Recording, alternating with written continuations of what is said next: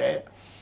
یہاں کی Royal family ہے، یا ان کے جو حقوق ہیں ان کی رسپیکٹ ہے، اس کے لیے باقاعدہ قانون بنے ہوئے ہیں، اور کوئی شخص نہیں کہے گا کہ یہ قانون غلط ہے۔ دیکھیں نا، آزادی کی کچھ حدود ہوتی ہیں، آپ اپنے بارے میں آزادی رکھتے ہیں، لیکن پوری دنیا کو دل آزاری کرنا یہ کس طرح آزادی کے زمرے میں آتا ہے؟ یہ تو ایک آوارگی ہے، اور ہے بھی ایسی آوارگی کہ ایک شخص کو بندہ مطلب یہ اجازت دے دے کہ تم پوری دنیا کو آگ لگا سکتے ہو۔ یہ کس مہذب دنیا کا قانون ہو سکتا ہے؟ اور پھر وہ بات جو خاص طور پر پوچھی گئی ہے کہ کوئی غیر مسلم جس نے کہا، وہ تو میں کہتا ہوں عقل سے ہی گئے گزرے لوگ ہیں، ٹھیک ہے؟ اور ان کے سد باب کے لیے ہمیں علم کے ساتھ، فکر کے ساتھ ہمیں اس بات کا شعور بیدار کرنے کی ضرورت ہے کہ جن کو اللہ نے عزت دی ہے اور جو عزت ہیں والے لوگ ہیں، جو محسن ہیں انسانیت کے، ان کا احترام کرنا ہر عقل مند پر ضروری ہے۔ وہ صرف مسلمانوں کے لیے ہی نہیں، سارے بنی نوع انسان کے لیے وہ محترم ہستیاں ہیں، اور ان کے احسانات صرف ایک مذہب پر نہیں ہیں۔ ہر نبی کی عزت ہم کرتے ہیں، اور ہمیں حکم دیا گیا ہے، ہمارے رسول صلی اللہ علیہ وسلم نے ہمیں حکم فرمایا ہے، اور ان کی عزت، ان کی ناموس، ان کی کتابوں کی عزت، اللہ کے ملائکہ کی عزت، ہم جو ہے یہ سب ہمارے پیش نظر ہے۔ ٹھیک۔ دوسری بات یہ ہے کہ وہ لوگ جنہوں نے یہ کتاب لکھی، جس کے بارے میں ابھی سوال کیا گیا، عزیز نے عقیل یا عدیل جن کا نام تھا، انہوں نے سوال کیا ہے، وہ جو کچھ اس نے لکھا وہ تو پہلے سے ہی دائرہ اسلام میں نہیں ہے، وہ شخص مسلم نہیں ہے، ٹھیک ہے؟ اس کو کسی قسم کے بھی خواب آتے ہیں، وہ اس کا اظہار کر رہا ہے، اور اظہار کرنا اس کا یہ بھی اشتعال دلانے والی بات ہے۔ یہ وہی بات ہے جو پہلے میں عرض کر چکا ہوں۔ دوسری بات یہ ہے کہ اگر کوئی مسلم اس کی تائید کرتا ہے یا اس کو ڈیفینڈ کرتا ہے، یہ غلط بات ہے۔ جہاں بھی وہ گستاخی دیکھے گا، سب سے پہلے اس کا کام ہے دلی طور پر اس سے نفرت کرنا، اس سے الگ رہنا، بجائے اس کے کہ مسلمان اس کو کہتا ہے میں اس کو ڈیفینڈ کروں گا، تو یہ اس کے ایمان سے خارج ہونے والی بات ہے۔ ایسے جذبات کی مسلمان تائید کبھی بھی نہیں کر سکتا۔ باقاعدہ تعریف کرتا ہے اس کے لٹریچر کی تعریف کرتا ہے، اس شخص کی تعریف کرے، اور مسلمانوں کو یہ کہے کہ اس کی کتاب کو پڑھو، پڑھنا بہتر ہے۔ تو ایسا کرنے سے کیا وہ مسلمان رہا یا دائرہ اسلام سے خارج ہو گیا وہ شخص؟ ابھی پہلی دفعہ ہم سے سوال کیا گیا ہے، لہذا میں یہ کہتا ہوں ایسا کرنا کفر ہے۔ اور اگر اس پر مصر رہے کوئی بندہ، یعنی اس پر ہی وہ مصر رہے، اڑا رہے کہ میں ایسا ہی کروں گا، تو یہ دائرہ اسلام سے نکلنے والی بات ہے۔ ٹھیک ہے، لیکن پہلے اسے آگاہ کرنا، اس کو بتانا یہ ضروری ہے۔ کیوں؟ اس لیے کہ آج کل لوگ اتنا علم نہیں رکھتے جتنا وہ اپنے آپ کو سمجھتے ہیں۔ سمجھ آئی نا؟ جہالت ہے، اور وہ سمجھتے ہیں کہ ہم بڑے اسکالر ہیں۔ ٹھیک ہے، تو اس بارے میں حدود دیکھنی چاہیے، اور قرآن مقدس کا انداز دیکھیں کہ قرآن مقدس اللہ کے پیارے محبوب صلی اللہ علیہ وسلم کی اور سب انبیاء کرام کی عزت کا کس طرح محافظ ہے۔ قرآن تو یہ کہتا ہے یا ایھا الذین آمنوا لا تقولوا رائنا وقولوا انظرنا واسمعوا للکافرین عذاب علیم، کہ اے مومنو تم رائنا بھی نہ کہو، حالانکہ رائنا محتمل لفظ تھا، کوئی صراحتاً توہین کی بات نہیں تھی، نہ ان کا ارادہ تھا، وہ تو کھینچ تان کر منافقین اس سے وہ مفہوم نکالتے تھے، لیکن جو شائبہ اہانت کا لفظ تھا رب تعالیٰ نے اس سے بھی منع فرمایا۔ اور یہاں سے یہ مسئلہ بھی ثابت ہو گیا کہ اگر کوئی توہین کا کلمہ نکالتا ہے تو اس میں نیت کی ضرورت نہیں۔ آج کل کچھ ایسے بزرگ میر بھی پیدا ہو رہے ہیں جو کہتے ہیں جی کہ وہ نیت بھی توہین کی کر کے کہے تو تب وہ توہین ہوتی ہے۔ نہ، نیت کے بغیر بھی جو لفظ ہیں اہانت کے، وہ اہانت ہی ہوتے ہیں۔ البتہ یہ ہے کہ اس کو اگر بنیت اہانت نہیں کہے گئے تو اس کو آگاہ کرنا ضروری ہے، بتانا ضروری ہے۔ اگر محتمل لفظ ہیں جس میں احتمال ہے، کئی معنی ہے، تو اس کو بتانا ضروری ہے تاکہ وہ سمجھ جائے اس سے۔ اسی لیے تو رب تعالیٰ جل شانہ نے اس لفظ سے جو محتمل تھا، وہ تو کہتے تھے کہ ہماری رعایت کیجئے، صحابہ کرام اس طرح کہتے تھے سرکار دو عالم علیہ السلام کو کلمہ دہرا دیجئے، مگر رب تعالیٰ نے جب ان کو منع فرمایا تو اس لیے منع فرمایا کہ تمہارا تو ارادہ نہیں ہے، مگر لوگ اس سے یہ اہانت والا مفہوم نکال رہے ہیں، تم ایسا لفظ جو جس میں سے کوئی مفہوم یا شائبہ بھی، شبہ بھی پیدا ہوتا ہو اہانت کا، وہ لفظ بھی آج کے بعد نہ بولو، حرام ہے تمہارے لیے وہ بولنا۔ تو اب بھی اگر کوئی مصر رہتا، بعد میں بھی بولتا، یقیناً وہ کفر کی طرف چلا جاتا۔ مگر صحابہ کرام تو آداب، ان الذین یغضون اصواتهم عند رسول اللہ، سبحان اللہ، وہ تو آوازیں پست رکھتے ہیں، لا ترفعوا اصواتکم فوق صوت النبی۔ تو اب اگر کوئی آواز بلند کرتا ہے تو حرام ہے اس کے لیے، لیکن اگر وہ حلال سمجھتے ہوئے آواز بلند کرتا ہے تو پھر کفر کی طرف چلا جا رہا ہے۔ اسی طرح اس شخص کو بھی آگاہ کرنا ضروری ہے، اس کا یہ عمل کفری عمل ہے، لیکن دائرہ اسلام سے خارج ہوگا جب یہ مصر ہوگا اس بات پر، اس کو اگر سمجھ ہے کہ میں نے اہانت کی، میں تائید کر رہا ہوں، تو یہ سخت کفریہ اس کا مفہوم ہے اور عمل ہے،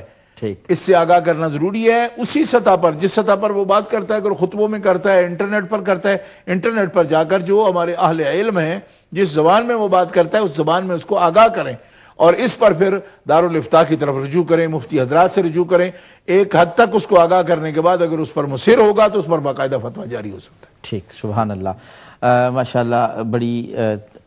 پیاری گفتگو ہوئی اس حوالے سے کہ کلام ضرور کفریہ ہے اگر اس کو آگاہ کیا جائے ایسے شخص کو، اور وہ سمجھتا ہے، ٹھیک ہو جاتا ہے، اپنے کلام سے وہ رجوع کر لیتا ہے، تو پھر اس کے معاملے میں کوئی فتویٰ ایسا نہیں۔ لیکن اگر وہ اس پر مصر رہتا ہے تو پھر جو ہے اس پر حد جو ہے، یعنی کفر جو ہے وہ لگ جائے گا، ظاہری بات ہے وہ کافر ہو جائے گا، اس پر فتویٰ یہ لگ جائے گا۔ شاہ صاحب، جس طرح کہ آپ نے فرمایا کہ قرآن مجید میں اللہ تعالیٰ نے کہہ دیا یا ایھا الذین آمنوا لا تقولوا راعنا وقولوا انظرنا، یعنی جس میں احتمال بھی تھا، لیکن کچھ لوگ تو ایسے ہیں جنہوں نے باقاعدہ ایسے لفظ بولے کہ جو نبی پاک صلی اللہ علیہ وآلہ وسلم کی توہین پر، یعنی نبی پاک صلی اللہ علیہ وسلم کے علم کے بارے میں ایسے کہہ دیا کہ نبی پاک کا علم ایسا ہے جیسے اتنا علم تو چپایوں کے پاس بھی تھا،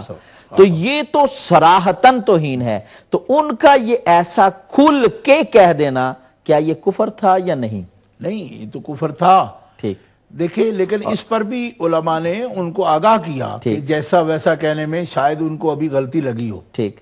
اس پر بھی آگاہ کیا گیا۔ ٹھیک، جو فتاویٰ آئے ہیں اس پر، آپ جو بات جن کی کر رہے ہیں ان پر فتاویٰ ہو گئے، ٹھیک، لیکن وہ فتاویٰ بھی بالکل اسی طرح نہیں ہو گئے، کیونکہ اس کے اندر جیسا کی بات تھی نا، ایسا ہے تو ایسا تو ان کے پاس ہے، تو اس میں یہ تھا کہ ان کو آگاہ کیا جائے کہ ایسا یہ تشبیہ کے لیے ہو یا ایسا مقدار کے لیے ہو کسی بات کے لیے، تو یہ تو کفریہ مفہوم ہے،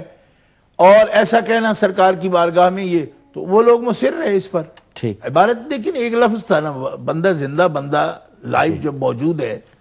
جی، تو اس کا کیا مشکل تھا اس کے لیے کہ ایک دو سطریں اپنی تبدیل کرتا، اپنے طرز عمل کو بدل دیتا، کیونکہ کسی آدمی نے جو بتایا اس کو یا آگاہ کیا تو اس کی ذات کا مسئلہ تو نہیں تھا، نبی کریم علیہ السلام کی عظمت کی بات ہے نا۔ تو ایک مسلمان آدمی جو کلمہ گو ہے، اس کے دیکھو بندہ خطا کا پتلا ہے، بات کسی سے ہو سکتی ہے، لیکن جب اس کو آگاہ کیا جائے تو آگاہ کرنے والے کی تو مہربانی سمجھنی چاہیے کہ دیکھو آپ کو آگاہ کیا کہ آپ اس مضمون کو واپس لے لیں، اس سے توبہ کریں۔ جی، توبہ کرنے میں عظمت ہے، توبہ کرنے میں انسان دیکھو جی اپنی غلطی تسلیم کرتا ہے کہ ان پاک بارگاہوں میں وہ ایسی جملہ کبھی اس کے منہ سے نکلا ہے اور اس کا ارادہ نہیں بھی تھا، تو فرق کیا پڑتا ہے کہ ایک آدمی دیکھیں احسن مضمون بنانے کے لیے 10 مرتبہ لوگ تبدیلی کرتے ہیں اپنے مضمون،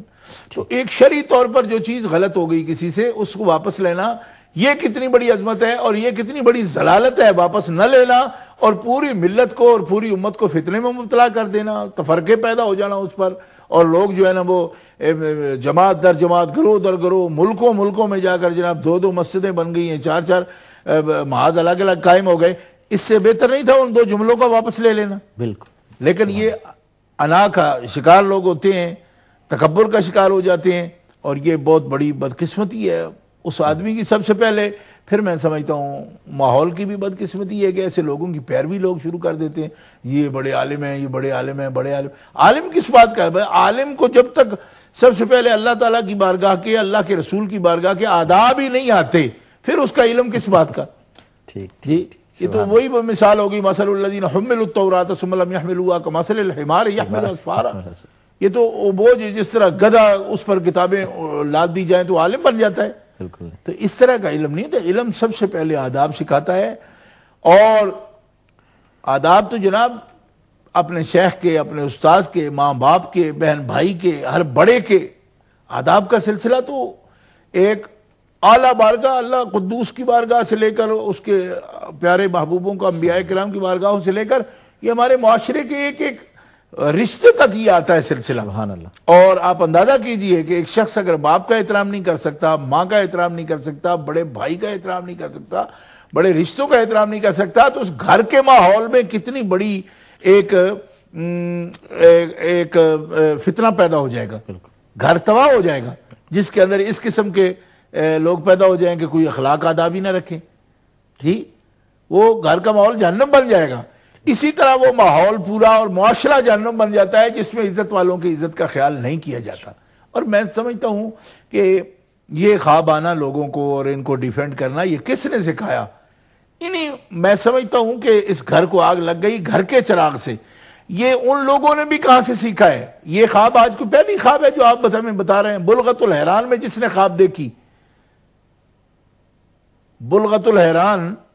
جن کو بڑے بڑے شیخ التفسیر کے لقب سے یاد کیا جاتا ہے، وہ خواب دیکھ رہے ہیں جی کہ میں نے دیکھا کہ پولیس رات ہے اور سرکار کا پاؤں پھسلا ہے، اس سے معاذ اللہ معاذ اللہ معاذ اللہ۔ تو ان لوگوں کو جب پھر بھی شیخ التفسیر کہا جائے، اس قسم کے خوابوں کا انہوں نے لکھ دیا، مبشرات جو لکھے ہیں بلغت الحیران کے آپ پڑھ کر دیکھیں، لوگ کہتے ہیں جی بڑے بڑے شیوخ القرآن